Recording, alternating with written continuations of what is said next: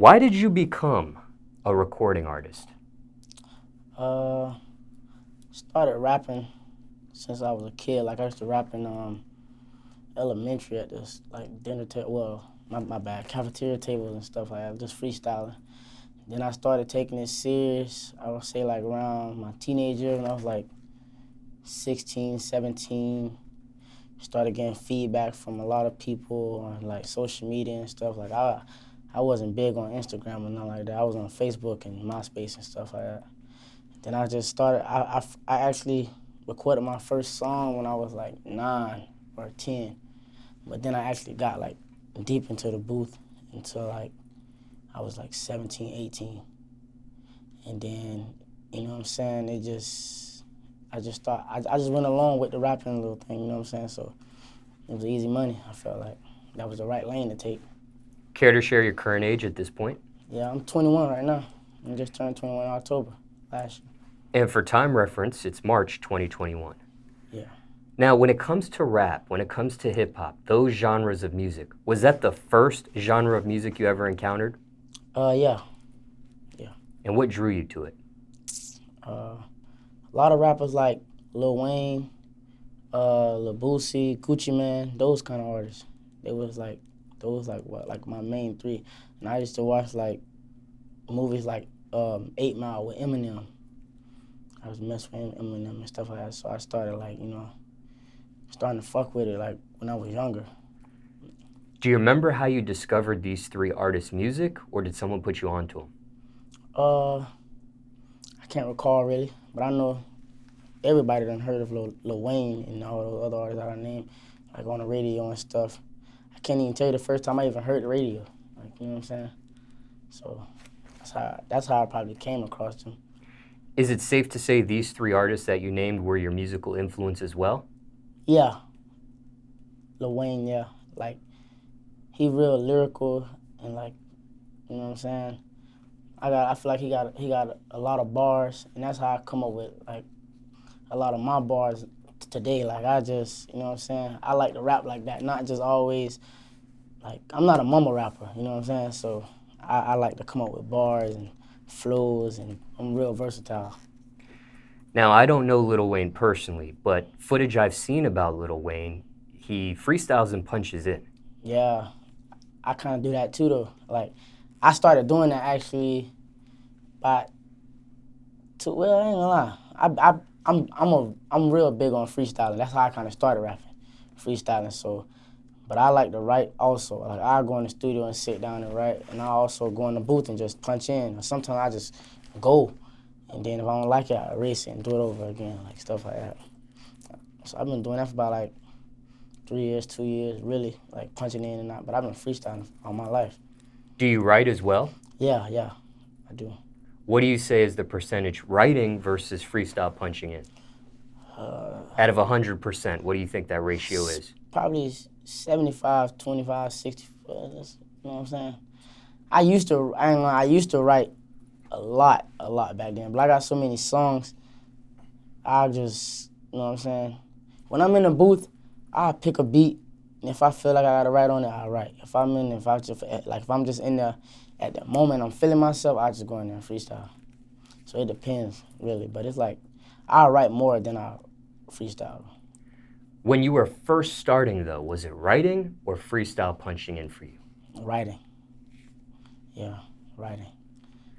And was it natural experimentation when you start to freestyle punch in, or was it influence? Natural, like, you know what I'm saying? Like I told you, I started freestyling at the cafeteria table. And I used to just go. It wasn't no punching in and out, just straight going. And like, you know what I'm saying? Then when I learned about the punching in, like my engineer used to tell me, man, you go in there and just say this, I'll keep this. If you don't like it, I erase it. You know what I'm saying? So that's what. You ever seen this footage of Lil Wayne where he seems to be freestyle punching in Swagger Like Us? He's in a hotel room. Nah, I ain't and he's never coming up with that song? Nah, I ain't never see that. That's You crazy. never seen that? Never seen that. I wonder what your reaction would be when you see that. I gotta check it out. Man, that's crazy. I missed out on Weezy. I ain't seen that. I probably have. I don't know. I don't think I've seen it. He had like a Louis Vuitton suitcase, and he took out his microphone out, and he just started freestyle punching in. Nah. Swagger like us. And you can hear some of the, because not everything he said in that footage made the actual final song. Yeah. But it's kind of cool to see what he said originally and then what actually made the final take. Oh, that's dope. I gotta check that out. A lot of views on that one. Now, what about the other two artists? What drew you to them? I know you said Gucci Mane was another one. Gucci Mane, like, my dad, like, used to play him around me. Also, Boosie, like, my mom is a huge fan of Lil Boosie. That was kind of like the real street side, like, one of my favorite artists. Like, you know, Boosie was a little more, like, him and Gucci Mane was in the street. Wayne was a little more industry type because, you know, he blew up. But my parents, like, they listened to, like, those two artists, the Gucci and what's the name, and Boosie. So I kind of got tired of, like, connected with them boys off, like, me growing up listening to them when I was younger. Now, have you personally had a chance to meet any of these three artists yet? No, I have not. Well, I have met Boosie one time. I did meet Boosie, but it was, like, not like meeting, but he was in my presence, you know what I'm saying, in the same room. I ain't never, like, walk up and nothing like that to get a chance to meet him. Why not? I don't even know why. Like, it was too much going on probably at the time, you know what I'm saying? And I'm real, like, humble, laid back. I don't be, like, want to crowd on the people or be, like, not, like, be, like, a fan or nothing, because I am a fan of him, you know what I'm saying? But it's not, like, I know how it be. Like, now that I'm an artist now, so I know some people don't be wanting to be bothered most of the time, you know what I'm saying? Was it his show? Did you perform on that show? Were you just backstage, perhaps? No, it wasn't even a show. It was like, I think it was like a house party that he be doing. He be doing like certain little house party. He having Airbnb mansion parties, stuff like that. You know what I'm saying? And I done been around and stuff like that. He did a few of them actually in Orlando and Kissimmee area. And I done been to a couple of them. How were they? They be packed every time. Every time it's packed. You know what I'm saying? Like, but I had to, like, realize that's, like, that shit was dangerous. Because we used to, like, it'd be so many niggas in there with guns and all kind of shit. So that was back when I was, like, legit, like, 17 type shit. Were these, like, personal parties that he had, or were they parties that somebody booked him for? I believe or to he was on a flyer and stuff like that, you know what I'm saying? So he was doing multiple mansion parties, so I believe he had some type of, like, you know what I'm saying, going on with it. Now, how'd you learn how to rap? What was that learning process like for you? Dr. Seuss books, actually. I learned how to rhyme, you know, put my words together, but my vocabulary is from, like, reading. Like, I got all the way up to 12th grade, you know what I'm saying? Like, my mom was big on school. She kept me in school, her and my dad, you know what I'm saying? So I know how to read. Like, I was a very good reader and stuff like that. And I stayed in a dictionary, and I, like, you know, I learned a lot about, like, reading, like, how to put words together. Then Dr. Seuss books, they taught me how to rhyme, you know what I'm saying? I just, like, learned how to put my own words together. You ever just read a dictionary? I mean, when like, I was just to read it? Not actually read it. Like, I go through, when I was in jail, I used to just, like, go down and just write words that I'd, like, never seen or, like, never met, like huge words, like big words that I couldn't, like, pronounce. Back then, I used to write them down in the dictionary. Like, I used to go in a dictionary when I was in jail, write them down, like, man, get the meaning of it, and just, like teach myself, oh, this what this means, you know what I'm saying? This how you spell this, stuff like that. And this was juvenile? Yeah, juvenile, when I was in juvenile, and recently, when I was I went, like, this is my first time actually, like, well, second time actually doing adult jail time, you know what I'm saying? And charges that stuck or charges that you were able to beat?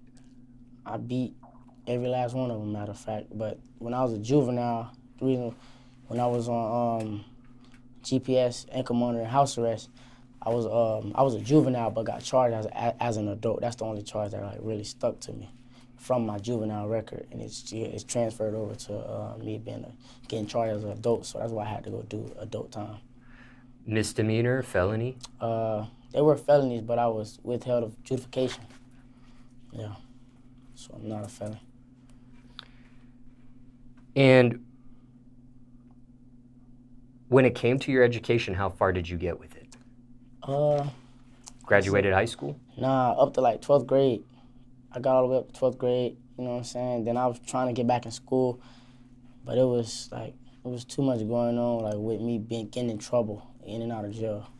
So that was kind of tough. But I got all the way up to 12th grade, and I dropped out. Just about done, though. Yeah. But I mean, I kind of did feel like I finished because I was right there, you know what I'm saying? Like, I know a lot of stuff that I just didn't do the walkthrough. I had all the credits, you know what I'm saying? But I just ain't go back and finalize everything. I ain't walk off the stage. I ain't get no certificate or none of that. You know what I'm saying? I ain't even speak with a principal or nothing like that. But I was there. Like I probably like was short like 2 credits or a credit or something like that. And what high school was this? I went to Dr. Phillips High School all the way up to 12th grade. Then got kicked out and went to this alternative school named Sunshine. I think that's another reason why Sunshine was like a real deal. I don't think that was like, they weren't really teaching in that school. I don't know what they sent me there for. I wasn't a bad kid, you know what I'm saying? But I was poor at like coming to class, you know what I'm saying? Like I used to skip a lot.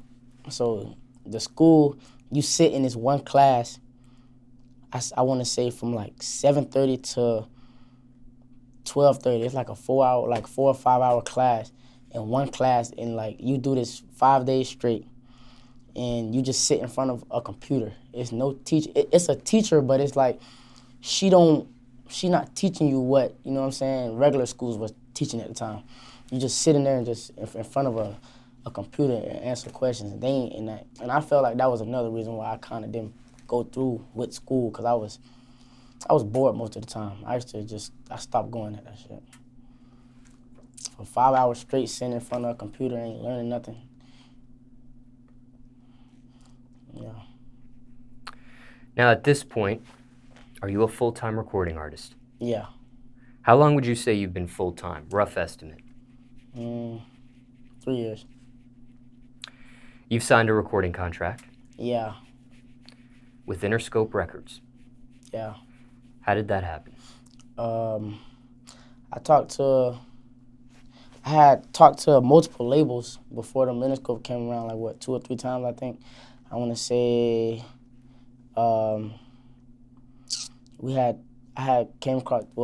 this guy came across me, his name Breon Prescott, you know what I'm saying?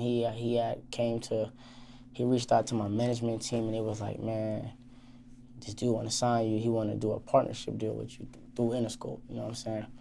It's Chameleon Records, and then it's a partnership deal with Chameleon Records, and when I'm signed under Interscope, you know what I'm saying? So I'm under another label, like a minor label, then a major label. So that happened, like, I think I signed a deal within, I want to say 6 to 10 months, I believe. I was talking to them, flying back and forth from Florida to Cali. They were flying me out, and I met with the whole team, the whole Interscope, and then Tim is an A&R from Interscope. He signed me, and I got to deal with Interscope through Breon, Chameleon, and what's the name. And why'd you choose them? Honestly, I felt like I told you, I done talked to every label in the game, so, and then like every time like something was going on with my music, they'll reach back out. Every like say if I post something or a song take off and do what it do. Like I never really had a song that like really go crazy before the deal, you know what I'm saying? But I had like street records, you know what I'm saying? It was big in the streets and stuff like that. They used to reach out, like come back, and I was like, man, from the time when I first started like actually rapping and getting noticed by labels, it was probably like 2.5 years until I signed my deal probably. And then I finally had, like, I think the end of 2019 I signed my deal, yeah. And I was like, man, it was like my lawyers, they were saying that it was a good deal, you know what I'm saying? Then a lot of other labels was hearing about me getting a deal with Breon. It was like, yo, he good, you know what I'm saying? He good peoples. Nobody really like said nothing bad about him, you know what I'm saying? So, and I guess his name holds weight or something, I guess. So they was making it seem like, you know what I'm saying, straight. So I was like, why not? You know what I'm saying? And then I connected with Breon. He was straight with me. You know what I'm saying? Like I told you, in just that little period of time, between 6 to 10 months, I felt like, yeah, might as well go ahead and lock in and get the ball going. At the time you had these street records you just mentioned, were they a buzz in your own city? Were they a buzz in your region? Or was it the state of Florida at that time? Or even online? It was big, but, you know what I'm saying, they wasn't no hit platinum gold type of records. Like I said, I still don't have one yet, but I'm saying like they wasn't doing what they doing now. Like, you know what I'm saying, like we got TikTok, and TikTok blowing a lot of stuff up. You know what I'm saying? It wasn't records like that, but I was known by like, I had states like Florida, Georgia, North Carolina, South Carolina, New York, some in Cali, Texas, like those kind of like it was real deal big like street records, but it wasn't, you know what I'm saying, like Billboard type hits type shit. Now, looking back at your decision making, did you make the right or wrong decision? I feel like I made the right decision, you know what I'm saying? Like everything going good now, you know what I'm saying? It ain't really nothing too like crazy going on. The label's straight, they good, man. They excellent. We just, you know what I'm saying? It's a time and place for everything, you know what I'm saying? So I'm in good hands. And for full disclosure, an Interscope rep helped set this interview up. There's no rep in the room with us, but one did set this up. Now, in these 3 years of you being a full-time recording artist, ever felt like quitting? No. But I kind of, not actually like quit it, but I was like, I want to say like last year, I had lost one of my homeboys. Like during the time, like one of my biggest record now, Address It, it had took off during the same time all this was happening. Like, just got out of jail, then I got a song that's blowing up. I lost my homeboy the same day, you know what I'm saying? So I was kind of like leaning a little bit more towards the street side. Like I was trying to get like active back in the streets. I was real close to like, you know what I'm saying, like almost not losing myself, but pushing myself back towards like moving backwards, you know what I'm saying?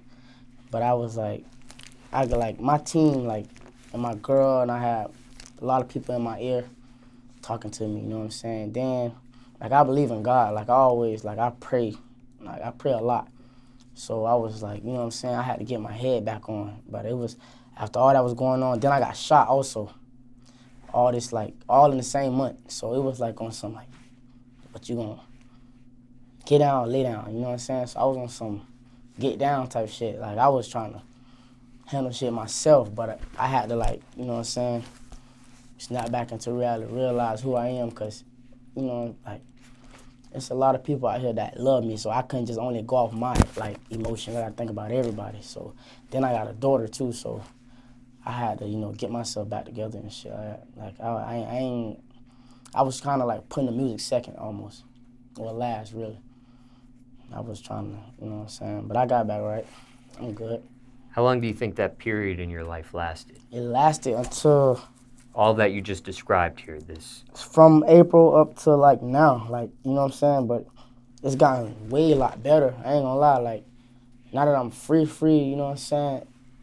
Even though I felt like me being on house arrest, well, I feel like it's more of a risk me being free now, you know what I'm saying? Because now I can do whatever. I ain't have no curfew or nothing like that. Like, I ain't gonna lie. Me being on house arrest was a good thing, you know what I'm saying? Because at the time, I was on some, you know what I'm saying, I was tripping. But I know right from wrong, you know what I'm saying? I ain't gonna just go out there and do nothing stupid, but I kind of like, yeah, it's getting better, you know what I'm saying? Stuff gon', you know what I'm saying, everything gonna fall in place. I ain't tripping. And you're speaking of April 2020 to... up to like right now, March 2021. Yeah. Now, April 2020, that was... quarantine had started back in March of 2020, so you're talking about also, you didn't even mention that, but that was quarantine and COVID-19, the pandemic had started about that time in America. Yeah, That's like, So you had that on top of all the other stuff you just mentioned. that was going on. Yeah, exactly. It was a lot going on around that time. Like 2020 was rough.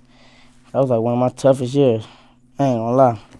I felt like I became, like, I ran into, like, I met real life, you know what I'm saying? Like, I felt like this is life now, you know what I'm saying?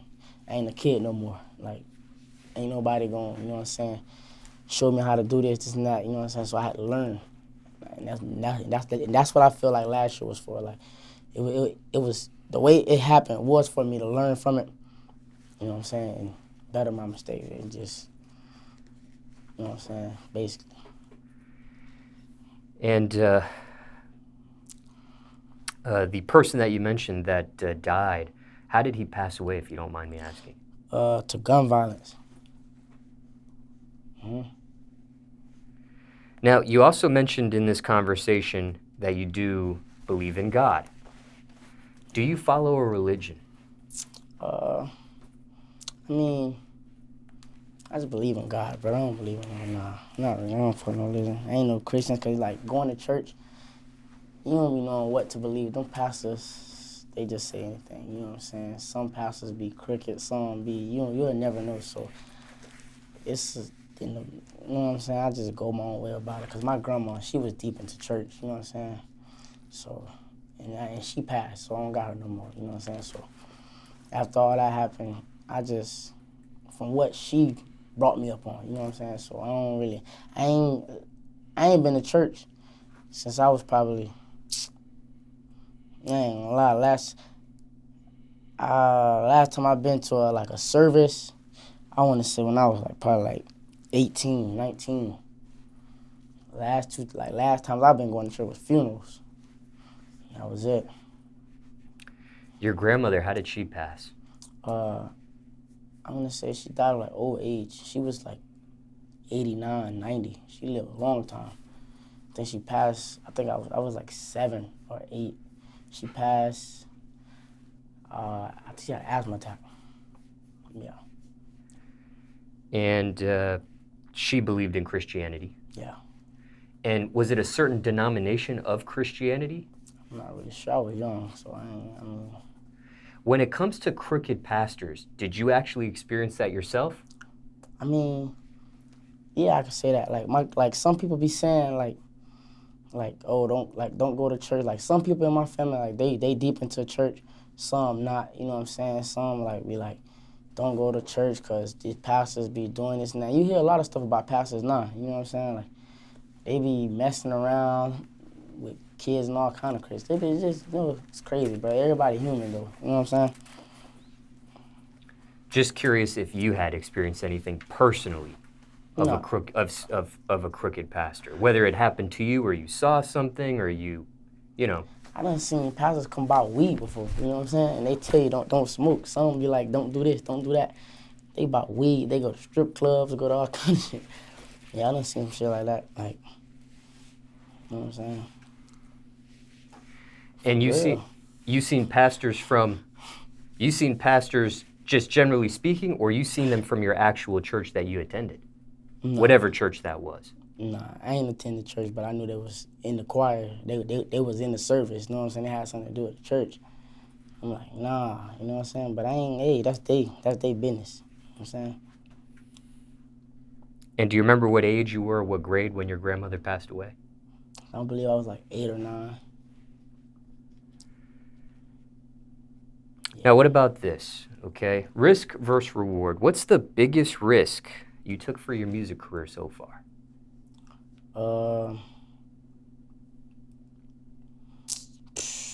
I could say the biggest risk, really, signing my deal a little early. I wish I would have waited a little longer, a few more months longer. You know what I'm saying? It wasn't, because I ain't gonna lie, after I signed my deal, I ain't release a song until, I released Address It the same year I signed my deal, but 2020 I ain't released not one song. I only released one song, and my hit song, Address It, took off in April. You know what I'm saying, a few months after my deal. I wish if I would have waited a little longer, and then it would have, you know what I'm saying, I think I would have got a bigger deal. And with this risk that you did take, was it worth it? Yeah, I mean, you know what I'm saying? Like I said, time and place, you know what I'm saying? It was just timing. It wasn't bad enough, you know what I'm saying? Ain't nothing wrong with me being signed to the label and having a hit record. But I wish you know what I'm saying, I could have waited a little longer, just a tad longer, like a little bit, just a couple more months, 4 or 5 months after. Did you know that was going to happen, though, when it came to the Address It song? Nah, that's crazy. You know what I'm saying? Like, Address It was released in October on my birthday. It touched 1 million the same month before the TikTok got a hold of it. You know what I'm saying? Then, probably 7 days later, it went up, it shot up and did what it was doing. But it was already streaming. Actually, I actually put it on all streaming platforms in April. It wasn't on all streaming platforms in October. So all that, I missed out on those streams. You know what I'm saying? So just imagine if I did place it on all those streaming platforms. It was just only on YouTube for like 6 months. 5 to 6 months it was. And then I posted on Apple, Spotify, Tidal, and all that. So just with this, because we talk about so many different dates in this conversation. So when you signed this deal, you already had Address It out already. Yeah. When you had signed the deal. Yeah.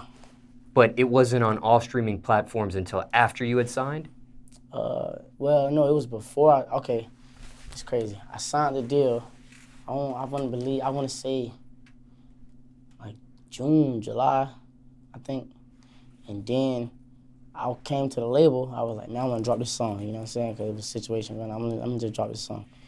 They dropped it, but it ain't get pushed like how I thought it was. You know what I'm saying? I don't know what that reason was about, but we had to go chase the ball. You know what I'm saying? It was backwards. It was working backwards, I felt like. That was the only thing that I didn't understand. You know what I'm saying? But that situation got handled. So you sign in June or July, whatever. Yeah. The record comes out on your birthday in October. But then April the following year is when it blows up. Yeah, it blows up. And then it wasn't, like, you know what I'm saying, I missed out on all those numbers. So that was kind of crazy. You know what I'm saying? I don't know what that was about. And do you know what actually blew it up? TikTok, I ain't gonna lie. TikTok actually did. Jason Derulo, he did a dance that some kid from our city, from Orlando, made up. I don't know the kid name, but it was trending. And I guess he ended up getting a hold to it, and he did it. And all the little other, you know what I'm saying, famous TikTokers and big artists, celebrities started doing it, and it just, you know what I'm saying, started picking up. Did you ever end up meeting Jason Derulo? No, I never met him. Never had communication with him? Nope, none of that. If he's watching this interview right now, anything you'd say to him? I appreciate it, man. I'd be like, thank you, you know what I'm saying? I can't do nothing. I'm real appreciative, you know what I'm saying? I salute to him. Or the kid from your city that you mentioned? The kid reached out to me. I spoke to the kid. But he ain't know nothing about the Jason Derulo shit. He was just like, bro, matter of fact, the kid, I ain't never reached out to the kid. It was somebody else from the city reached out to me and was like, there's somebody else getting your money. He's getting all the credit for your shit. So he was telling on him. But I ain't never reached out to the kid and never found out who it was. But, you know what I'm saying, the kid was telling me about it. He was like, man, yeah, it's a nigga from the O. He done started a little dance, now it's trending. Like, you need to go claim that. And that's all that was. I ain't never reached out to neither one of them. But somebody I heard through another third party. Yeah. Now, when it comes to your career, proudest accomplishment so far? Say what? My bad. When it comes to your music career, proudest accomplishment so far? I say, you know what I'm saying, Address It. I ain't got no plaques, nothing like that, but you know what I'm saying? I feel like Address It almost about to go gold. It's not too far. So that's gonna be a first, you know what I'm saying? So I still feel like I'm not where I wanna be, but I'm glad that I'm here. You know what I'm saying? On the opposite end of the spectrum, Biggest failure so far in your music career? Biggest flop, biggest disappointment maybe? Getting a little too comfortable. I got a little comfortable. Like I told you around the time I signed a deal, I was chilling. Then 2020 came, everything was going downhill. Everything was going downhill. I don't know why. It was, you know what I'm saying? I feel like I was straight, but then that address that happened, that was going on, but I wasn't really too much caring about that because I told you I lost my homeboy. I got shot. I was trying to get active and do other shit. One on point with this and that, but really, like, basically just, you know what I'm saying, getting too comfortable. When it comes to tactics, method, strategy, single best thing you've done for your career, thinking back? Is there one thing you look back, you're really glad you did? I mean, I always give back. Like, I ain't gonna lie, I gave back. I do all kind of stuff. Like, one year I passed out a lot of money on a Halloween. We did a turkey drive, Christmas drive. I try to give back. Like, I do a lot of stuff. Like, that's really one of the things that I'm proud of. Like, you know what I'm saying? Because my city still fought with me. You know what I'm saying? And my hood, even though it's we all divided. Like, Florida is kind of hard. You know what I'm saying? But we don't. Florida's a lot of people don't stay together. You know what I'm saying? But people fought with me though. You know what I'm saying? What was your reason for giving back? I just didn't want to go. I just didn't want to be as one of those rappers that had the opportunity to, you know what I'm saying, change people's lives instead of just worrying about me. You know what I'm saying? Because a lot of people, like, that I done, like, grew up watching, a lot of them, like, my dad, my uncles, all of them, like, they was, like, neighborhood heroes, you know what I'm saying? So I was kind of like, you know what I'm saying, and they following their footsteps. So then, like, people who was not giving back, you know what I'm saying, I ain't want to be, like, one of those people. Be like, nah, he got all this money and ain't doing nothing. Like, his cousins, you know what I'm saying, messing, starving, people ain't, you know what I'm saying, stuff like that.